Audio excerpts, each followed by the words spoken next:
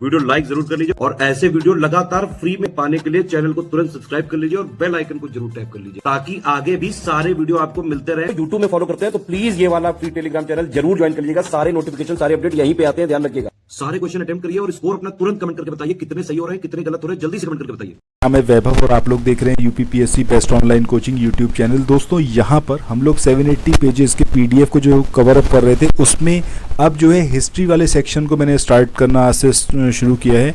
अब इसमें सबसे पहले हम बात करेंगे जो आपका एंशिएंट इंडियन हिस्ट्री है, जो कि बहुत ज़्यादा इंपॉर्टेंट रहती है और एग्जामिनेशन में आपने देखा होगा कई सारे क्वेश्चंस आपको ऐसे देखने को मिलते हैं जो आप नहीं सॉल्व कर पाते, रीज़न बीइंग कि इन डेप्थ आपने नहीं पढ़ा है। अब ये जो 780 पेजेस का पीडीएफ है जिसको स्टडी फॉर सिविल सर्विसेज के द्वारा कंस्ट्रक्ट कराया गया है, जो कि स्पेशली समीक्षा अधिकारी के लिए उत्तर प्रदेश पीसीएस के लिए डिज़ाइंड है। सो मैं आपको सजेस्ट करूंगा कि आप अगर ले सकते हैं, ठीक है, तो इस पीडीएफ को परचेस कर लीजिए। इसके लिए आपको simply study for civil services के ऑफिशियल कॉन्टैक्ट नंबर्स पर बात करनी होगी। डिस्क्रिप्शन सेक्शन में जाइएगा, नंबर्स वहां पर गिवन है। अदरवाइज वीडियो सीरीज के माध्यम से भी आप कवर अप कर सकते हो, but it may take time, ठीक है।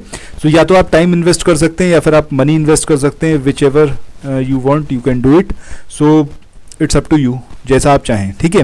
बाकी यहाँ पर आप वीडियो सीरीज़ के माध्यम से भी चीज़ों को कवर अप कर सकते हैं।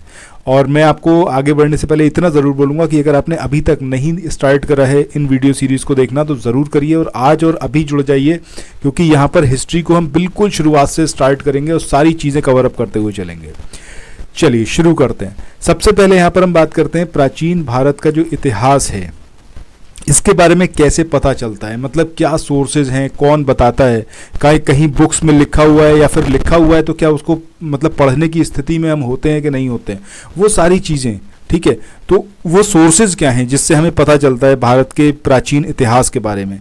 सो देखिए, सबसे पहले अगर हम बात करें साहित्यिक सोर्स की या फिर जो लिटरेरी वर्क है, सो उसमें धार्मिक ग्रंथ आते हैं, लौकिक ग्रंथ आते हैं, विदेशी जो यात्री रहे थे जो हिंदुस्तान भ्रमण करे वो अपनी अपनी बातें यहाँ पर हिंदुस्तान के बारे में लिख के गए, तो वो सारे जो कलेक्शन है उससे पता चलता है कि हिंदुस्तान एक टाइम पर कैसा हुआ करता था।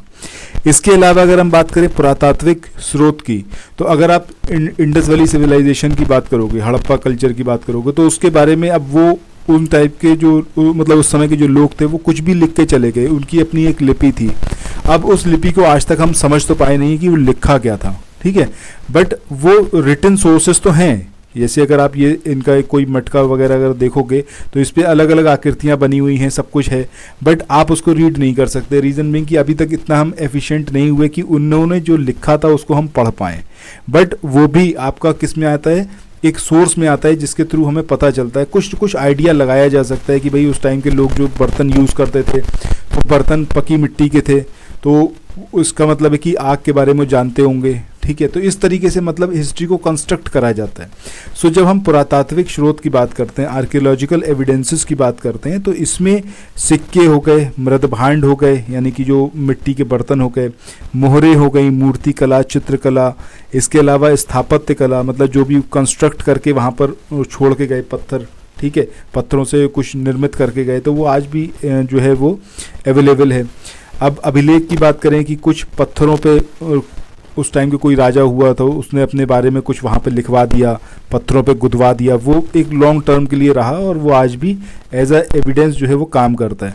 सो ये बात हो गई किसकी, पुरातात्विक स्रोत की। इसके अलावा धार्मिक ग्रंथों की बात करें, अब अगर धर्म की बात करो तो स्टार्टिंग तो अगर हम बात करें तो बोलते हैं ना कि सनातन धर्म है हमारा और ये कभी ख़त्म नहीं हो सकता और ये एक अनवरत है, और ये सही बात है क्योंकि टाइम टू टाइम जो भी चेंजेस आते गए सोसाइटी में वो अडॉप्ट करता चला गया। हमारा धर्म रिजिड नहीं है, मतलब ऐसा नहीं है कि एक कोई बात चल रही है तो ज़िंदगी भर मतलब जब तक ये धर्म चलेगा तो वो उस पत्थर की लकीर पे ही चलेगा, तो ऐसा नहीं है। हमारा धर्म बहुत एडजस्टेबल है, चीज़ें जो आउटडेटेड होती जाती हैं, जैसे अगर सती प्रथा की बात कर लोगे तो वो आउटडेटेड चीज़ थी और वो धर्म के अगेंस्ट थी, ठीक है। सो स्टार्टिंग में उसको जो पुरोहित और जो पंडित थे उन्होंने इम्पोज करा हमारे धर्म में और उस वजह से बहुत लोगों ने अपनी जान गंवाई, लेकिन फाइनली बाद में रियलाइजेशन हुआ, धीरे धीरे धर्म को यहाँ पर उसमें मॉडिफिकेशन देखने को मिला और वो सारी कुरीतियाँ जो हमारे धर्म में थी उसको दूर करा जाता रहा। सो सिमिलर वे में आगे भी ये चीज़ें होती रहेंगी और धर्म जो हमारा है वो प्यूरिफाई होता रहेगा। तो आगे चले, नेक्स्ट क्वेश्चन को देखें। इससे पहले कुछ एक इन्फॉर्मेशन है आप लोगों के लिए जो बहुत इंपॉर्टेंट है। अगर आप लोग उत्तर प्रदेश पीसीएस की तैयारी कर रहे हैं, आप आरओ की तैयारी करना चाहते हैं, बीईओ की तैयारी करना चाहते हैं, इन तीनों एग्जाम की अगर आप तैयारी करने चाहते हैं तो स्टडी फॉर सिविल सर्विसेज के कोर्सेज को आप ज्वाइन कर सकते हैं कंप्लीट तैयारी के लिए। ये वन स्टॉप डेस्टिनेशन है, यहाँ पर आपको सब कुछ मिलेगा, जिसमें स्टडी मटेरियल रहेगा, टेस्ट सीरीज रहेंगी, पेड क्विज रहेंगी, सब कुछ आपको एक ही जगह पर मिलेगा। और ये सब कुछ सफिशिएंट होगा आपके एग्ज़ाम को क्रैक करने के लिए, एग्ज़ाम को निकालने के लिए। लेटेस्ट ग्रुप स्टार्ट हो चुके हैं और उन ग्रुप में आपको एडमिशन लेने के लिए सिंपली जो ये नंबर मैं आपकी स्क्रीन पर लिख रहा हूँ, इन नंबर्स पर आप कॉल कर सकते हैं। 8564880530 इस नंबर पर आप संपर्क कर सकते हैं। इसके अलावा 9696066089 इस नंबर पर कांटेक्ट कर सकते हैं, या फिर आप 7523864455 इन तीनों में से किसी भी नंबर पर कॉल करके आप हमसे संपर्क कर सकते हैं और ये लेटेस्ट ग्रुप जो है इसमें आप एडमिशन ले सकते हैं। इसीलिए जो सनातन धर्म है वो आज भी जिंदा है और आने वाले मतलब जब तक मुझे लगता है कि ह्यूमन रेस रहेगी दुनिया में तब तक ये धर्म हमारा रहेगा।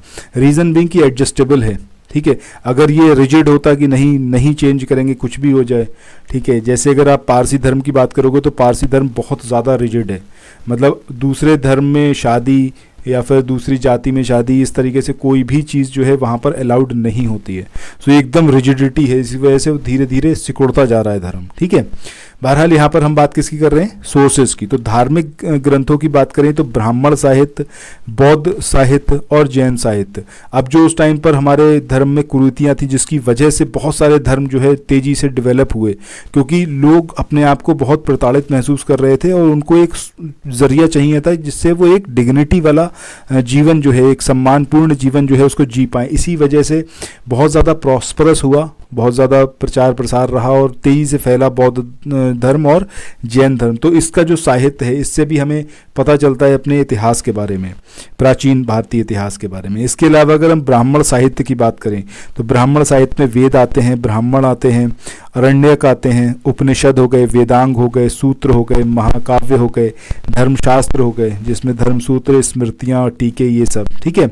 सो ये सारे एविडेंसेस हैं जिससे हमें अपने इंडियन उसके कल्चर के बारे में पता चलता है। अच्छा, वैदिक साहित्य की बात करें तो बेसिकली इसके 4 भाग हैं, वेद है, ब्राह्मण है, अरण्यक है और उपनिषद है। चलो आगे मूव ऑन करते हैं। अब इसमें एक शब्द है इतिहास, जिसको हमने बिल्कुल स्टार्टिंग में ही करा था कि हम जो है अपने भारत के बारे में पढ़ने जा रहे हैं, हम भारत के इतिहास के बारे में पढ़ने जा रहे हैं। तो एग्जैक्टली इतिहास क्या है और क्या फ़ायदा होता है, क्यों इतिहास के बारे में पढ़ें, ज़रूरत क्या है। मतलब कोई ऐसा तो ये साइंटिफिक सब्जेक्ट तो नहीं है कि इससे कुछ रॉकेट बनाए जाएंगे या फिर कुछ मतलब नया कोई इन्वेंशन होगा, तो फिर क्यों इतिहास पढ़ें, ठीक है। सो यहाँ पर इतिहास से रिलेटेड क्या कुछ इंपॉर्टेंट पॉइंट है उसको समझते हैं। सबसे पहली बात कि इतिहास जो ये अपने आप में एक शब्द है, इसका उल्लेख सबसे पहले किसमें मिला, अथर्ववेद में मिला, ठीक है। अब जो इतिहास है ये अथर्ववेद का कैसा एक उपवेद है। सो इतिहास अपने आप में क्या है, एक उपवेद है। किसका उपवेद है, अथर्ववेद का। कौटिल्य ने इतिहास के बारे में क्या बोला, उन्होंने बोला कि राजा को प्रतिदिन कुछ समय जो है वो इतिहास श्रवण में लगाना चाहिए, मतलब इतिहास को सुनना चाहिए। जो अपने हिस्टोरियन हो उसके थ्रू जो है इतिहास को सुनना चाहिए। इसका रीज़न क्या है, इसका रीज़न ये है कि अगर आप अपने इतिहास के बारे में जानते हो तो आपके पास्ट में जो गलतियां आपसे हुई हैं, जिसकी वजह से बहुत सारी दिक्कतें हुई थी, उनको आप रेक्टिफाई कर सकते हो और फ्यूचर को बहुत अच्छा बनाया जा सकता है। इसके लिए कौटिल्य ने यही बोला था। इसी तरीके से एक E.H. कार हिस्टोरियन थे, इन्होंने बोला कि इतिहास जो है वो अतीत और वर्तमान के बीच एक अनवरत संवाद है। अब ये अतीत और वर्तमान के बीच में एक अनवरत संवाद का क्या मतलब है, इसका मतलब सिंपल सा ये है कि जब हम इतिहास को अपने खंगालना शुरू करते हैं तो उसमें जो भी चीज़ें रही होती हैं, जो भी सिचुएशन होती हैं जिससे टैकल करा गया होता है, और वही कहते हैं ना कि इतिहास अपने आप को दोहराता है। सो इतिहास अपने आप को दोहराता है, दैट मीन्स कि अगर आपने अपने पास्ट में कोई गलतियां करी थी, अगर आपने उससे सीख लिया तो अपने वर्तमान में अगर कोई ऐसी समस्या आती है तो उसको आप ईजिली निराकरण कर सकते हैं। जैसे अगर सपोज आज के हिंदुस्तान की बारे में बात करें, सो 1947 में दंगे फसाद हुए थे, हिंदू मुस्लिम दंगे भीषण हुए थे जिसमें लाखों लोग मारे गए थे। उसके बाद भी क्या हमने अपने इतिहास से सीखा? तो बिल्कुल नहीं सीखा। अगर सीखा होता तो आज की डेट में भी जो हम हिंदू मुस्लिम फसाद देखते हैं, जो रीजंस देखते हैं, जबकि हमारे इतिहास में सारी बातें दर्ज हैं कि क्यों हिंदू मुस्लिम फसाद होते हैं, क्यों लोगों की जान जाती है, उसको अगर हमने समझा होता, इतिहास से अगर हमने सीखा होता, तो आज की डेट में जो क्लैशेस देखने को मिलते हैं वो क्लैशेस नहीं होते। नेता उस टाइम भी लड़वाने की कोशिश करते थे, नेता आज भी करते हैं, बट हम अपने इतिहास से आज भी नहीं सीख पा रहे हैं और पता नहीं कब सीखेंगे। अगर हमने ये सीखा होता तो एक होता ना कि मतलब इंसान और इंसान के बीच का जो रिश्ता है वो कहीं ज़्यादा प्रोमिनेंट होता, बशर्ते धर्म के। ठीक है, मतलब धर्म ठीक है, धर्म आपका इंडिविजुअल मैटर हो सकता है, उसको इंडिविजुअल मैटर ही होना चाहिए, वो कभी भी सार्वजनिक रूप से नहीं होना चाहिए, और उसके बिहाफ पे आप अपनी ज़िंदगी जिए, ये मतलब ज़िंदगी आप जियो, लेकिन दूसरे की लाइफ इन्फ्लुएंस नहीं होनी चाहिए। आपका धर्म आप दूसरे के साथ में मानवता पूर्ण जो व्यवहार है वो करना अगर नहीं सिखाता है तो आपका धर्म धर्म है ही नहीं। ठीक है, बहरहाल यहाँ पर हम बात कर रहे हैं किसकी? इतिहास की। तो इतिहास के बारे में क्या कुछ किसने कहा है? तो कौटिल्य का भी हमने देखा। सो कौटिल्य ने बोला कि भाई राजा को हर दिन जो है सुनना चाहिए अपने इतिहास को। इसी तरीके से E.H. कार ने बोला कि इतिहास जो है वो अतीत और वर्तमान के बीच का एक अनवरत संवाद है। व्यूरो की बात करें तो इन्होंने क्या बोला? इन्होंने बोला कि इतिहास जो है वो विज्ञान है, ना उससे कम है ना उससे ज़्यादा है। हिस्ट्री इज़ साइंस, मतलब वो ना तो इतिहास जो है विज्ञान से कम है ना ही विज्ञान से ज़्यादा है। इसी तरीके से बेकन की बात करें, बेकन ने बोला कि इतिहास जो है मनुष्य को बुद्धिमान बनाता है। जैसे अभी हमने बात करी थी, बुद्धिमान बनाने का क्या तर्क है? बुद्धिमान बनाने का मतलब सिंपल सी बात यह है कि आप जो है जो गलतियां पहले से करते चले आए थे आप उससे ओवरकम कर जाओगे। इतिहास आपको सिखा देगा कि आपको ऐसा नहीं करना है जिसकी वजह से आपके वर्तमान में कोई इम्पैक्ट आए। इसका मतलब है वो आपको एक इंटेलिजेंट पाथ पर लेके जा रहा है जहां पर आपकी लाइफ इजी हो पाए। इसी तरीके से बर्नी की बात करें तो बर्नी ने बोला कि इतिहास जो है वो विज्ञानों की रानी है। ठीक है, अबुल फजल की बात करें तो इन्होंने बोला कि इतिहास जो है वो एक चिकित्सालय है जहां व्यक्ति अपने दुखों की दवा पाता है और उदासी का इलाज करता है। बिल्कुल सही बात है। अगर आप अपने इंडिविजुअल लाइफ में भी देखोगे तो बहुत सारी चीज़ें ऐसी रही होंगी आपके पास में जिसने आपको बहुत ज़्यादा मोटिवेट कराओ, बहुत सारी चीज़ें ऐसी रही होंगी जिसने आपको डीमोटिवेट कराओ। अब वहाँ से किस तरीके से आप अपनी चीज़ों को, अपनी लर्निंग्स को लेते हो अपने इतिहास से, ये डिपेंड करता है।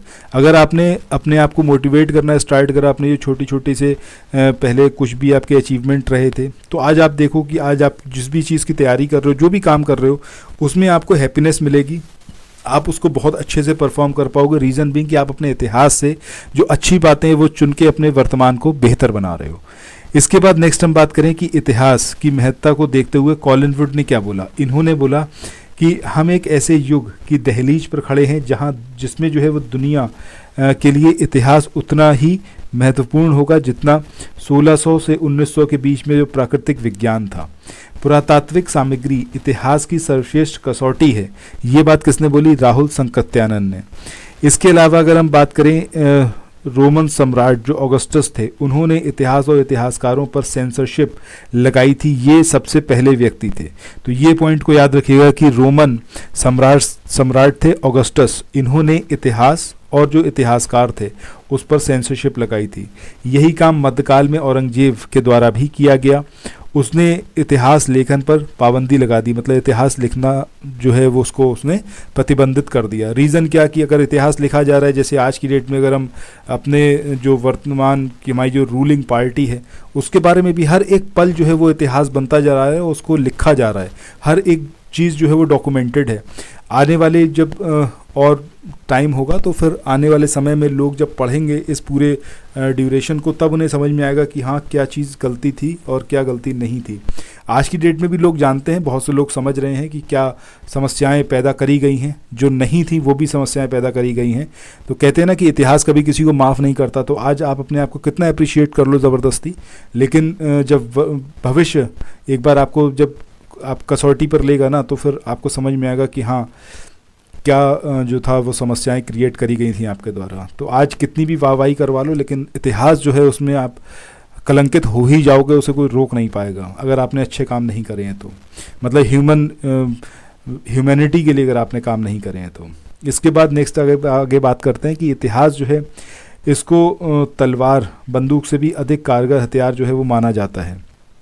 इसके बाद हिंदुस्तान की बात करें, सो इंडिया को जम्मूद्वीप भी बोला जाता है, इंडिया भी बोला जाता है, हिंदुस्तान भी बोला जाता है, अलग अलग नाम हैं इंडिया के, ठीक है। और विदेशी अगर हम बात करें तो सबसे पहले सिंधु नदी के तट पर आए, तो उसके बाद जो सिंधु नदी के तट का पूरा एरिया था उधर साइड का, तो उन्होंने उसको क्या बोलना शुरू कर दिया, उसको पूरे ही एरिया को सिंधु या फिर इंडस नाम से पुकारा, जो पूरा एरिया था, ठीक है। भारतीय उपमहाद्वीप, ये वास्तविक रूप से के शेप अगर हम बात करें तो कैसी है इसकी, त्रिकोणकार या फिर धनुषाकृति की, मतलब शेप है इसकी धनुष की आकृति वाली या फिर त्रिकोण टाइप की। इसके बाद आगे बात करते हैं वराहमिहिर की। अब वराहमिहिर की जो वृहत संहिता है, इसमें जो हमारे कंट्री है इसकी आकृति को कुर्म की आकृति, पुराणों की बात करें तो पुराणों में धनु आकृति, दीर्घ निकाय की बात करें उसमें छकड़े की भांति, और महाभारत की बात करें तो उसमें समभुजाकार त्रिभुज की भांति हमारे कंट्री का जो शेप है उसको बताया गया है। इसके बाद नेक्स्ट पॉइंट की बात करते हैं कि पुराणों के जो भुवन कोश हैं, भुवन कोश अध्याय में भारत के भूगोल का वर्णन मिलता है। पुराणों में भारत को कमल के रूप में स्वीकार किया गया है, और पुराणों के अनुसार भारतवर्ष जो है वो नाम पढ़ने से पूर्व ये जो देश है ये आपका अजनाब और जो हेमवर्त वर्ष है उसके नाम से विख्यात था, ठीक है। सो आज के इस वाले सेशन को इस वाले पॉइंट तक ही हम यहाँ पर एंड करते हैं। नेक्स्ट पॉइंट जो है जिसमें आगे हम देखेंगे इंडिया के बारे में। सो आप लोग बने रहिएगा चैनल के साथ में। अगर सब्सक्राइब ना किया हो तो चैनल को सब्सक्राइब ज़रूर कर लीजिएगा, नोटिफिकेशन बेल के आइकन को ज़रूर प्रेस कर लीजिएगा, और डेली बेस पर इन वीडियोज़ को आनंद लीजिए और इतिहास के बारे में जानिए, हर एक चीज़ के बारे में जानिए, ठीक है। So thank you so much, have a nice day, bye bye.